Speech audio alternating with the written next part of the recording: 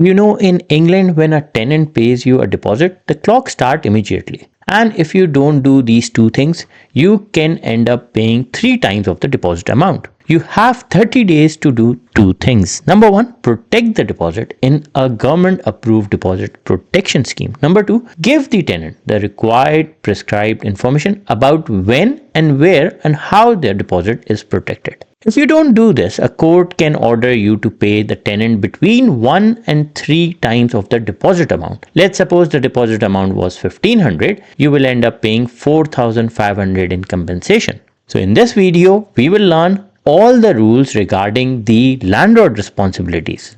If you are a landlord and if you rent out your property, as a landlord, you must keep your rented property safe and free from health hazards. Number two, make sure all gas equipment, electrical equipment is safely installed and maintained. Number three, provide EPC certificate. Number four, protect your tenant deposit in a government approved scheme. If you don't do this, you can end up paying the compensation to the tenant. Check your tenant has right to rent your property if it's in England. This is important. If you don't do this, for example, you renting out someone who got student visa, but the student visa got expired, you will end up in trouble. So you need to check this before you rent out. There are different rules for Scotland. Watch this video. I have showed how you can apply for landlord registration in Scotland. It costs you £85 something, £42.50 for each council. So this video will explain you if you are from Scotland. Now let me show you how to end up on this page. So first go on gov.uk, the only genuine website. In the search section, just write renting out your property. Click search, click on this one, renting out your property. If you are renting out room, then click this link. This link will tell you about tenancy type, landlord responsibilities, making repairs, settling dispute. If you're doing HMO, this will also explain you everything. So let's start with the first one, tenancy types.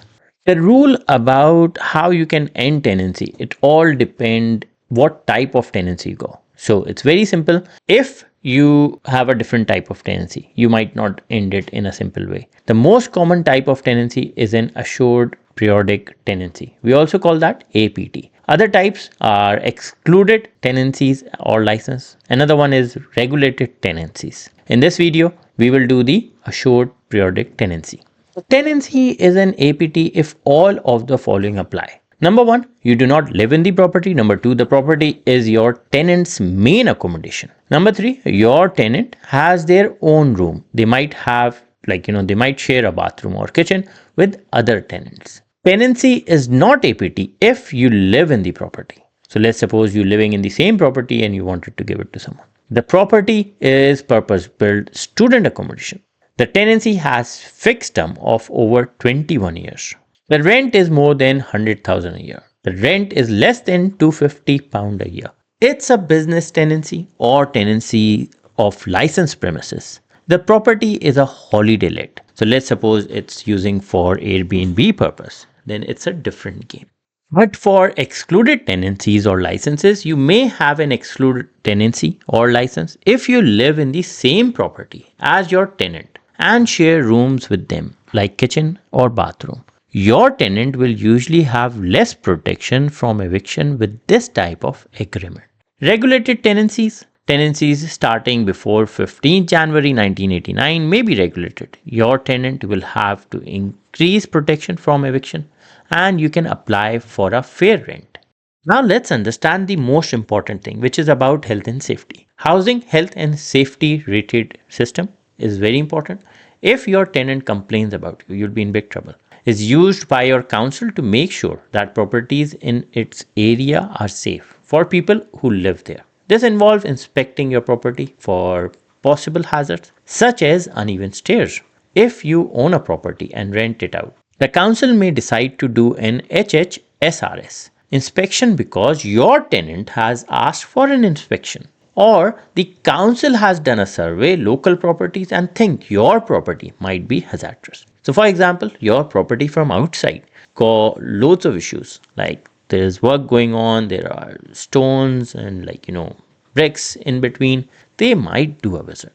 Now let's understand about financial responsibilities. You may have to pay income tax on your rental income minus your day-to-day running expenses. There are different rules if you are in a rent a room scheme. You may have to pay voluntary class 2 or class 3 national insurance as well if you only occasionally rent out your property or part of your home.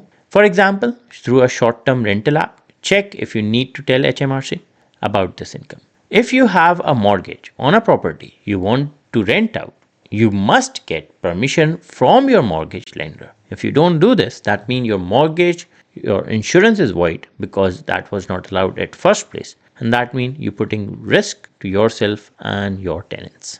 Now let's understand another most important thing, which is about 24-hour notice. You have legal right to enter your property to inspect or carry out repairs. So for example, if you have to get repair done. But you must give your tenant at least 24 hours notice, although immediate access may be responsible in emergencies. Your tenant has the right to stay in the property during the repairs.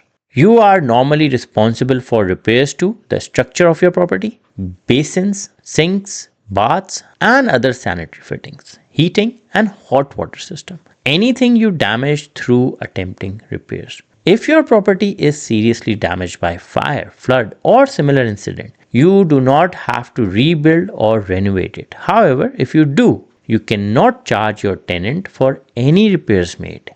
Now let's try to understand what happens if a tenant damages your property. If you take a damage deposit from your tenant or a deposit from your tenant, you must have to protect the deposit with the government approved scheme like tenancy deposit protection scheme.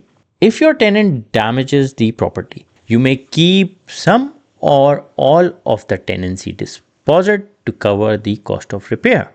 Talk to your tenant about how much you are planning to keep. If you and your tenant agree on how much money should be taken from the tenancy deposit, you may take this from the deposit at the end of the tenancy. Now, what if your tenant don't agree? In that case, you cannot agree on how much money should be taken from the deposit. You can access free alternative dispute resolution. We call that ADR, offered by your tenancy deposit scheme. A decision will be made based on the evidence you and your tenant provide. ADR can be faster and cheaper than going to a court, but you will need to go to court if you want to recover any costs. And do you know that from 1st May 2026, you need to give written information to your tenant? If you don't do this, you will end up getting a fine up to 7,000. The rule is if the tenancy was created after 1st May 2026, you need to give tenants certain written information about the key terms of the tenancy. If you do not, you could be fined up to £7,000. You must give your tenant the written information before you either sign a tenancy agreement, agree a tenancy. For example, if you have an oral or spoken agreement, you can include this information as part of a written tenancy agreement, or you can give it to your tenant separately.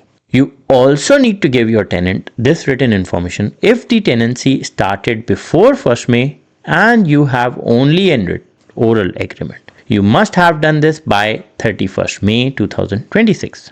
This rule is new. It started from 1st of May 2026 and many people are not aware of this. So make sure you know this. I have put the link in the description of this video about this page where you can get this information and you can click on this one, what you need to give to your tenant. This will explain you all the information as well. It's a PDF guidance. The link is in the description of this file. You can download and you can use it for yourself. I'll read the main important points when you will need to give this information. That's 1. Number 2, landlord name and address.